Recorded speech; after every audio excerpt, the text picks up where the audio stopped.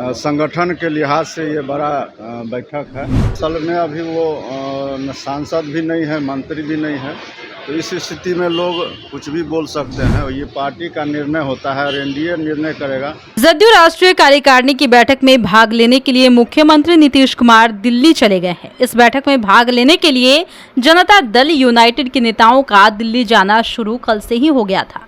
इसी दरमियान मंत्री मदन सहनी ने दिल्ली रवाना होने से पहले पत्रकारों से बातचीत करते हुए अश्विनी चौबे के बयान पर पलटवार किया।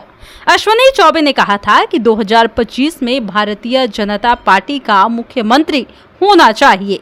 इस पर मदन सहनी ने कहा कि वह ना तो सांसद है ना ही मंत्री है। एक आदमी कहने से कुछ नहीं होता, एक आम आदमी कुछ भी बोल सकता है। पार्टी निर्णय लेती है, ये सब बातें एनडीए गठबंधन के अंदर होती है, ऐसे बोलने से कोई फायदा नहीं है। उन्होंने ये कहा कि बैठक में कई बड़े निर्णय लिए जाएंगे, जिसकी जानकारी बैठक के बाद आपको दी जाएगी। लोकसभा चुनाव के बाद हमारी पार्टी की राष्ट्रीय कार्यकारिणी की बैठक है। निश्चित तौर पर पार्टी के संगठन को लेकर कई निर्णय लेने हैं और इस निर्णय की चर्चा इस बैठक में होनी है। बैठक में क्या कुछ होगा वह बैठक के बाद ही हम आपको बताएंगे। फिलहाल बैठक में भाग लेने हमारे राष्ट्रीय कार्यकारिणी के सभी सदस्य दिल्ली जा रहे हैं। इस मसले पर जब मदन सहनी से बातचीत की गई तो उन्होंने क्या कहा, सुनिए। राष्ट्रीय कार्यकारिणी की बैठक में आप लोग दिल्ली में जा रहे हैं, क्या कुछ? ये बैठक तो होता ही रहता है समय समय पर।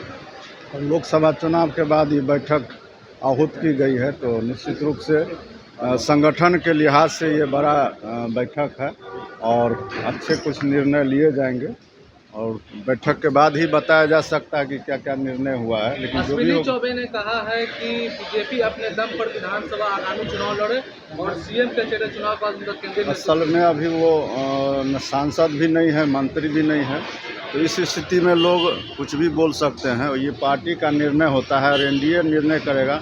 इसमें किसी एक नेता के कहने से कुछ नहीं। सम्राट चौधरी कहे कि आपको बता दें कि जिस तरह से भाजपा नेता अश्विनी चौबे ने अपने पार्टी और एनडीए गठबंधन को लेकर बयान दिया था, उस पर बिहार में सियासत तेज हो गई है। दरअसल अश्विनी चौबे ने कहा था कि इस बार बिहार में एनडीए बीजेपी के नेतृत्व में चुनाव लड़े और बीजेपी के नेतृत्व में एनडीए की सरकार बिहार में बननी चाहिए। हम नीतीश को साथ लेकर चल रहे थे, आज भी चल रहे हैं और आगे भी चलेंगे। हालांकि उन्होंने ये भी कहा कि जो भी आयातित माल है उनका हम स्वागत अपने पार्टी में नहीं करेंगे, जिससे ये अंदाजा लगाया जा रहा था, ये कयास लगाए जा रहे थे कि कहीं ना कहीं उन्होंने ये तंज सम्राट चौधरी पर किया है, जिस पर सम्राट चौधरी ने भी बयान दिया था और कह दिया था कि ये बात उतना मायने नहीं रखता, क्योंकि ऐसे बात बोलने से हमें कोई फर्क नहीं पड़ता।